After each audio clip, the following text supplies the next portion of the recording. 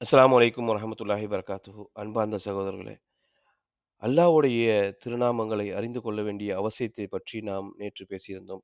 இந்த ரமலானில் 30 நாட்கள் 30 அல்லாஹ்வுடைய பெயர்களைப் பற்றி அறிந்து, அதை நம்முடைய வாழ்க்கையில் அந்த அல்லாஹ்வுடைய பண்புகளை தெரிந்து கொண்டால், அது நம்முடைய வாழ்க்கையில் எந்த மாதிரியான ஒரு மாற்றத்தை ஏற்படுத்தும் என்ற அடிப்படையில், நாம் இந்த 30 நாட்களில் 30 பண்புகளை தெரிந்து கொள்ள இருக்கிறோம். அந்த அடிப்படையில் இன்றைய தினம் அல்லாஹ்வுடைய ஒரு முக்கியமான ஒரு பெயராக இருக்கக்கூடிய அர்-ரஹ்மான் என்ற அந்த பண்பை பற்றி அறிந்து கொள்ள இருக்கிறோம் இன்ஷா அல்லாஹ். முதலாவதாக இந்த அர்-ரஹ்மான்ங்கிற வார்த்தையை பொறுத்தவரைக்கும், இந்த அர்-ரஹ்மானை பற்றி இறைவனுடைய இந்த பண்பை பற்றி தெரிந்து கொண்டால், இது ஒரு நம்மளுடைய வாழ்க்கையில் ஒரு பெரிய மாற்றத்தை ஏற்படுத்தக்கூடிய ஒரு ஒரு மந்திர சொல்லாக, ஒரு ஒரு வாழ்க்கையை மாற்றக்கூடிய ஒரு வலிமை மிக்க சொல்லாக, ஒரு பெயராக இருக்கு. அல்ஹம்துலில்லாஹ். அர்-ரஹ்மானுடைய பெயரை நாம் பலமுறை இந்த ஒவ்வொரு நாளும் பலமுறை உச்சரிக்கிறோம். அது தெரிந்தோ தெரியாமலோ, அது சரியாக புரிந்தோ புரியாமலோ நம்ம உச்சரிச்சுட்டு தான் இருக்கோம்.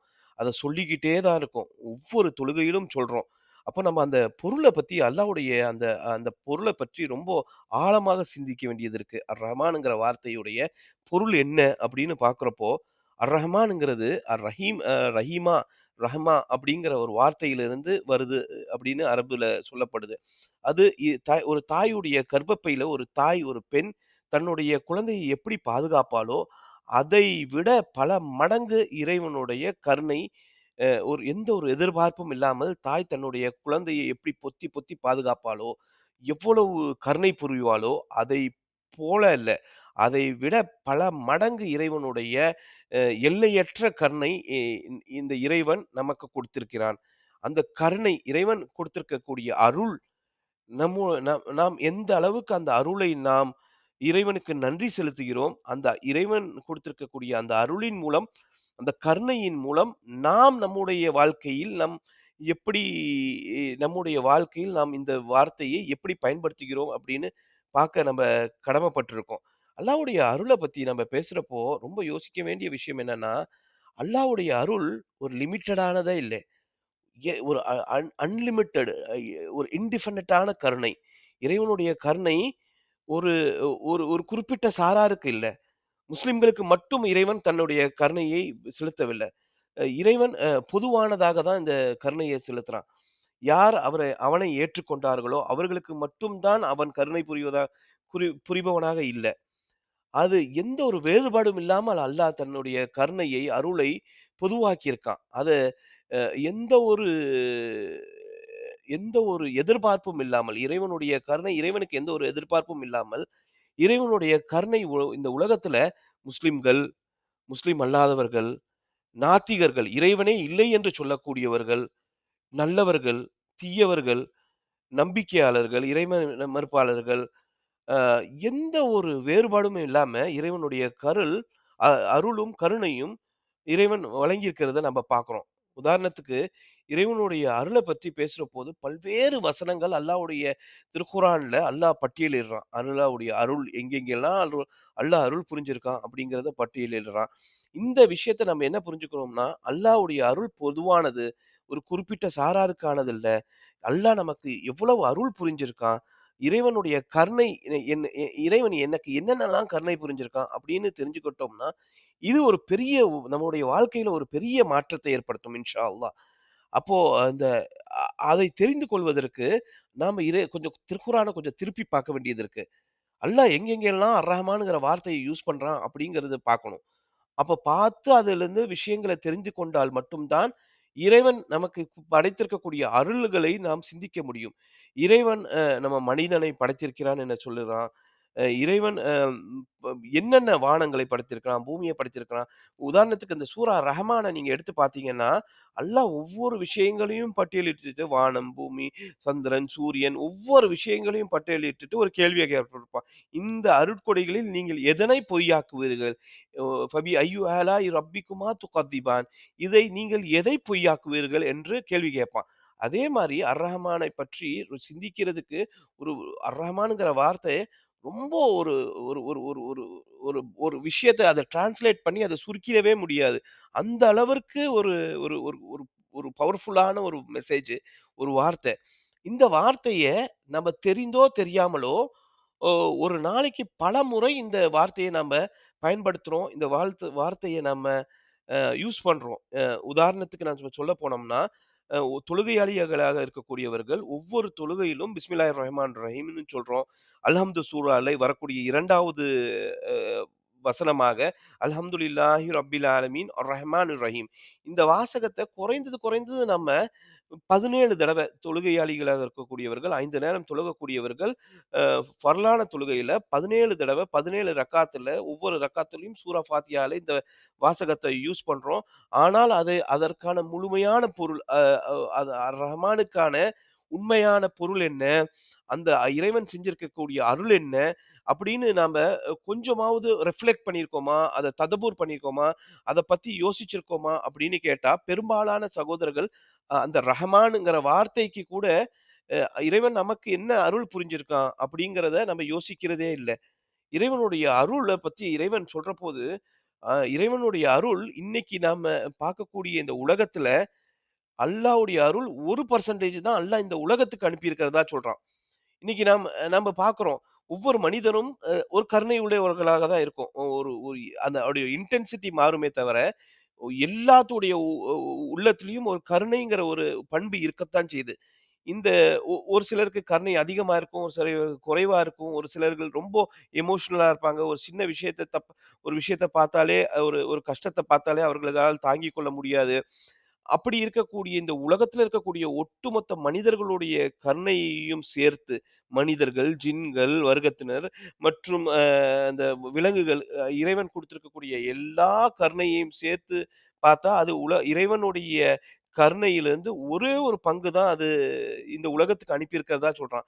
அல்லாஹ்வுடைய கருணையில அவன் 100 பகுதியாக வச்சு 100 பங்கா 100 பார்ட்டா ஸ்ப்ளிட் பண்ணி, அதுல ஒரே ஒரு பங்க தான் இறைவன் வந்துட்டு இந்த உலகத்துக்கு அனுப்பியிருக்கான் அப்படின்னு சொல்றான். அப்போ இந்த உலகத்துல இருக்கக்கூடிய கருணை, டோட்டல் கருணையே 1% தான். அந்த 99% 99% கருணையே அல்லாஹ் மறுமை நாளுக்காக தாமதப்படுத்தி வச்சிருக்கான் அப்படின்னு சொல்லக்கூடிய ஒரு ஹதீஸ் இருக்கு.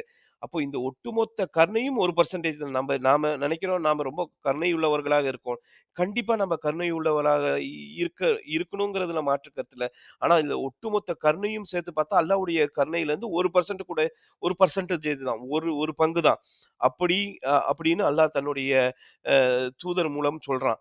அதே மாரி நாம யோசிக்கணும். இப்போ நின்னுட்டு நாம ரிஃப்ளெக்ட் பண்ணணும். அல்லாஹ் நமக்கு செஞ்சிருக்க கருணைகள் என்னென்ன? அல்லாஹ் நமக்கு எப்படியெல்லாம் கருணை செஞ்சிருக்கான்? நம்ம பார்க்கணும். நம்ம இன்னைக்கு சுவாசிக்கக்கூடிய காற்று, இத நம்ம விலை குடுத்து வாங்க முடியுமா? நெனச்சு பாருங்களேன். இந்த காத்த வழங்கி கு வெ வெல ஆக்ஸிஜன ஒரு ரேட்டுக்கு நம்ம ஹாஸ்பிட்டல்ஸ்க்குலாம் போறோம். சிலப்போ ஆக்ஸிஜன் பிரீத்திங் டிஃபிகல்டி வந்துருச்சுன்னா, நம்ம ஆக்ஸிஜன் வைக்க வேண்டியவர்களாக மாறிடுறோம். அந்த ஆக்ஸிஜன் வைக்கிறதுக்கு வென்டிலேட்டர்ல கொண்டு போய் வைப்பாங்க. அந்த வென்டிலேட்டருக்கு எவ்வளோ ரூவா சார்ஜ் பண்றாங்க? பல ஆயிரங்கள் சார்ஜ் பண்றாங்க. இறைவனுடைய அருள். நம்ம ஆக்ஸிஜன இன்ஹேல் பண்ணிட்டு இருக்கோம், எக்ஸ்ஹேல் பண்ணிட்டு இருக்கோம். அந்த எக்ஸ்ஹேல் பண்ணக்கூடிய விடக்கூடிய அந்த கார்பன் டை ஆக்சைடு மரங்கள் இன்ஹேல் பண்ணிக்கிட்டு இருக்கு. அல்லாஹ்வுடைய அருள பாருங்களேன். அல்லாஹ் எப்படியெல்லாம் இந்த மனித சமுதாயத்திற்கும், அவனுடைய படைப்பினங்களுக்கும் அருள் செய்திருக்கான். நம்ம சுவாசிக்கக்கூடிய காற்றுக்கு நம்ம என்னாவது பே பண்றோமா? நாம குடிக்கக்கூடிய தண்ணீர், இன்னைக்கு தண்ணீர் இல்லாம சில நாடுகள் எவ்வளவு தவிக்கிறாங்க. பஞ்சத்தால, அந்த தண்ணியுடைய ஸ்கார்சிட்டினால சவுத் ஆப்பிரிக்கால இருக்கக்கூடிய பெரும்பாலுமான நாடுகள்ல தண்ணி பஞ்சம். நமக்கு அல்லாஹ் அந்த தண்ணீர அ அளவுக்கு அதிகமா குடுத்திருக்கான். சில இடங்கள்ல அளவுக்கு அதிகமா தண்ணீர குடுத்திருக்கான். இதெல்லாம் அல்லாஹ்வுடைய அருள் இல்லையா? அல்லாஹ்வுடைய கருணை இல்லையா? நெனச்சு பாருங்களேன். இது எவ்வளவு பெரிய அருள். இறைவன் நமக்கு குடுத்திருக்கக்கூடிய காற்று நமக்கு அருள். இறைவன் நமக்கு குடுத்திருக்கக்கூடிய தண்ணீர் நமக்கு அருள். இறைவன் ரொம்ப முக்கியமானதாக, இறைவன் செய்யக்கூடிய ஒவ்வொரு தவறுக்குமே அப்பப்போ பிடிப்பதாக இருந்தா, நாம யாராச்சும் மிஞ்சுவோமா?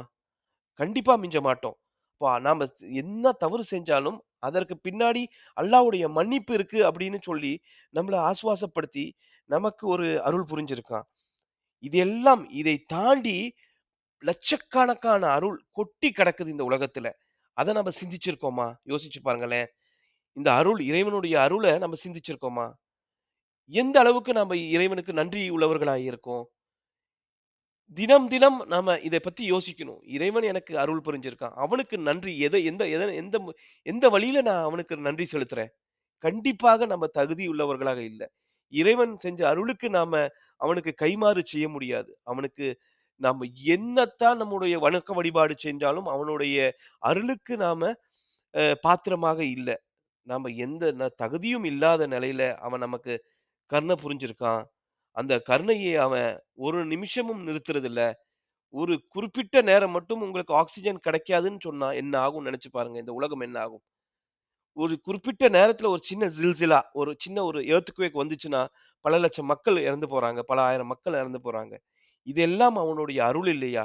இந்த உலகத்துல நமக்கு குடுத்திருக்கக்கூடிய அருள பத்தி, உலகத்துல நம்ம குடிக்கக்கூடிய தண்ணீய பத்தி, உலகத்துல நமக்கு குடுத்திருக்கக்கூடிய ஒரு குடும்பத்தை பற்றி, நமக்கு குடுத்திருக்கக்கூடிய குழந்தைகளைப் பற்றி, இதெல்லாம் நம்முடைய இறைவன் குடுத்திருக்கக்கூடிய அருள். இதை சிந்திச்சிருக்கோமா? உறவுகள உறவுகள பத்தி பேசுறபோது, அத கொஞ்சம் பேச வேண்டியது இருக்கு. ஏன்னா, அல்லாஹ் சொல்றான், இந்த உறவுங்கிற வார்த்தையே அல்லாஹ்வுடைய ரஹமத்துல ரஹ்மானுடைய அந்த வார்த்தை, ரஹ்மானுடைய பண்புல இருந்து வந்த ஒரு ஒரு பிரான்ச், ஒரு கிளையா சொல்றான். ரஹம், உறவுங்கிறது ரஹம். அது உங்களுக்கு ஒரு கருணை அப்படிங்கிறான். அந்த கருணையுள்ள உறவுகளிடம் நாம எப்படி நடந்துகிட்டு இருக்கோம்? அல்லாஹ்வுடைய தூதர் சொல்றாங்க, யார் உறவை பேணி வாழ்கிறார்களோ, அல்லாஹ் அவர்களுடன் உறவு பாராட்டுகிறான். யார் உறவுகளை துண்டித்து விடுகிறார்களோ, அவர்களுடன் அல்லாஹ் உறவை துண்டித்து விடுகிறான். எவ்வளவு பவர்ஃபுல்லான மெசேஜ். அல்லாஹ்வுக்கும் நமக்கும் உள்ள உறவு வேணுமா? வேணும்னு நம்ம எதிர்பார்ப்போம் தானே! அல்லாஹ் கூட நமக்குள்ள ஒரு ஃப்ரெண்ட்ஷிப், ஒரு ரிலேஷன்ஷிப் வேணும்னா, நம்முடைய உறவுகள் கிட்ட நாம எப்படி இருக்கோம்? யோசிச்சு பாருங்க. இன்னைக்கு நாம நம்மகிட்ட இருக்கக்கூடிய உறவுக கிட்ட பணக்காரன், ஏழை அவன வச்சு ஒரு தரம் பிரிக்கிறோமா? அ உயர்ந்த அந்தஸ்துல இருக்கவங்க, பொருளாதாரத்துல வசதி படைத்தவர்கள் என்று தரம் பிரிக்கிறோமா? அப்படின்னு யோசிச்சு பார்க்க வேண்டிய நிலைமை இருக்கு. இதெல்லாம் அல்லாஹ்வுடைய அருள்.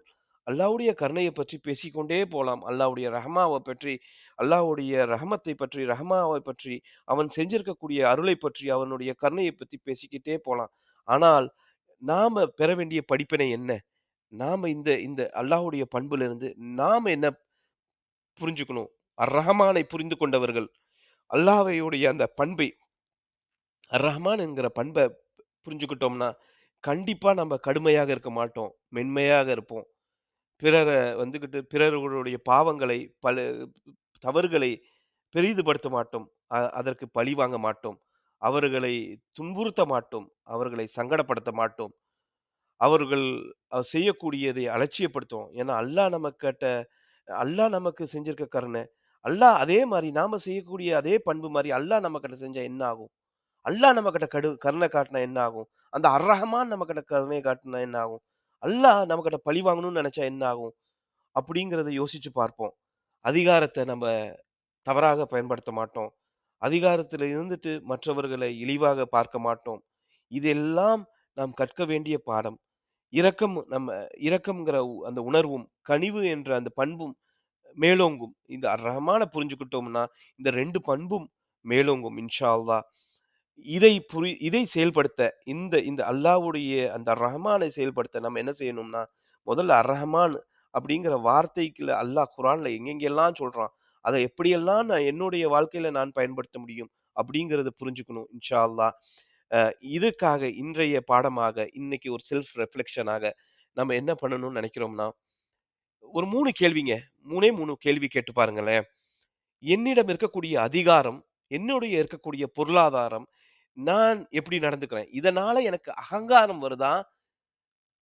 ஒரு கருணை வருதா? கண்டிப்பாக என்கிட்ட பொருளாதாரம் இருந்துச்சுன்னா, கருணை வரணும். என்கிட்ட பணம் இருக்குன்னா, கஷ்டப்படுபவர்களை பார்த்து உதவக்கூடியவனாக இருக்கணுமே தவிர, என்கிட்ட பணம் இருக்குங்கிற அகங்காரம் இருக்கக்கூடாது.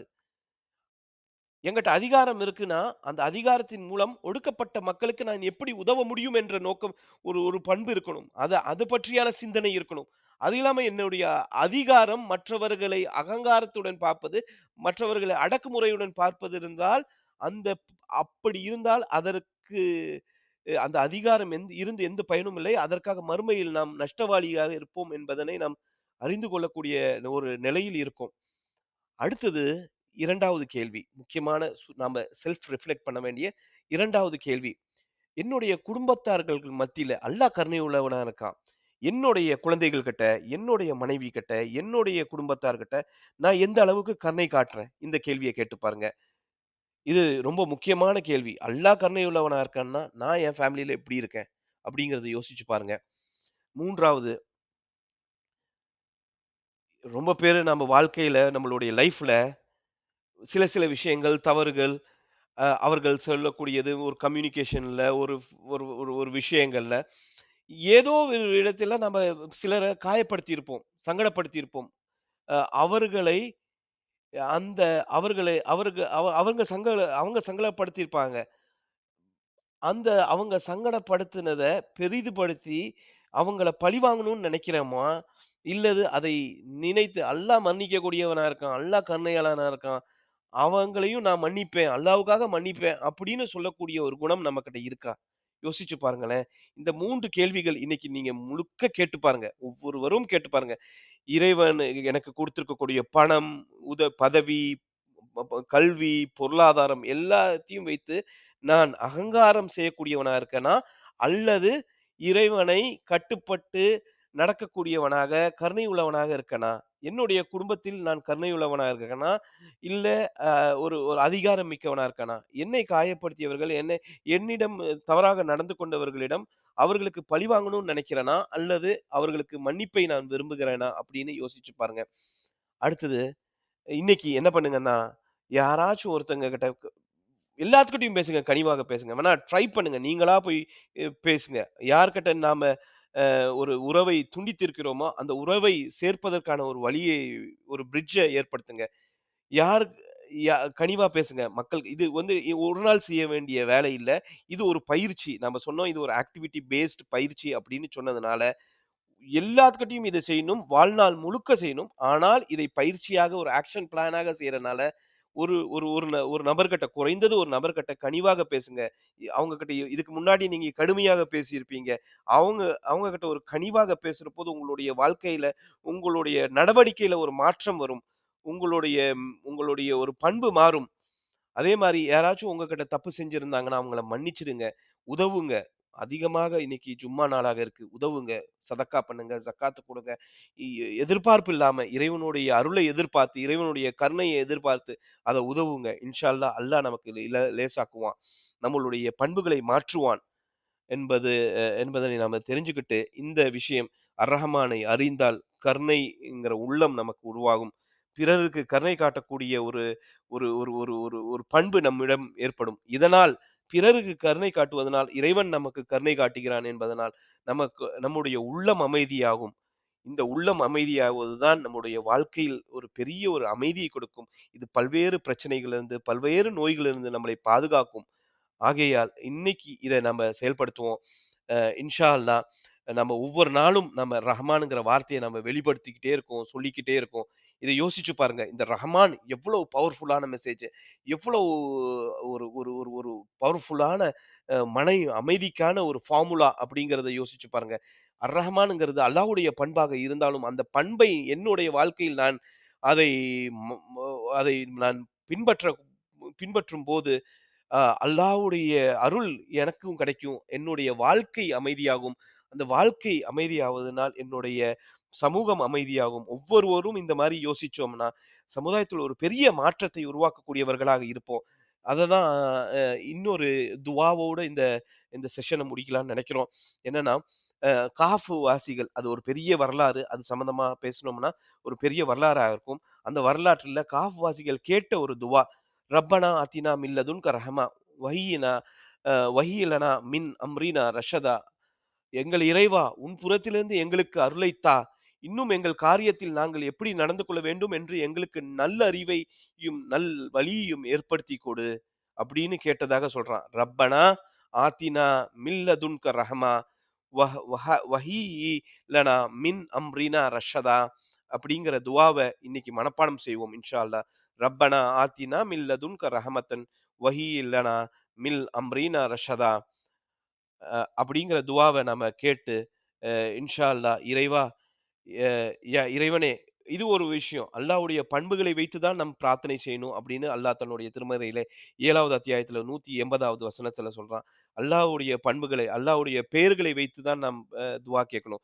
இறைவா, நீ ரஹ்மானாக இருக்கிற, நீ அளவற்ற அல்லாஹ்னாக இருக்க. உன்னுடைய கருணையை எனக்கு உணரும் நான் ஃபர்ஸ்ட்டு உணர்ற பாக்கியத்த தா. என்னுடைய இதயத்தை அ சாஃப்டன் ஆக்கு, மென்மையாக்கு. எங்களை பிறருக்கு கருணை காட்டுபவனாக மாட்டு. நான் பிறருக்கு கருணை காட்டுபவனாக மாறக்கூடிய பண்பை எனக்கு என்னுடைய வாழ்க்கையில் என்னுடைய பண்பில் ஏற்படுத்து அப்படின்னு துவா கேட்போம். யா அல்லாஹ், நீ ரஹ்மானாக இருக்கிற. உன்னுடைய கருணை எனக்கு தா.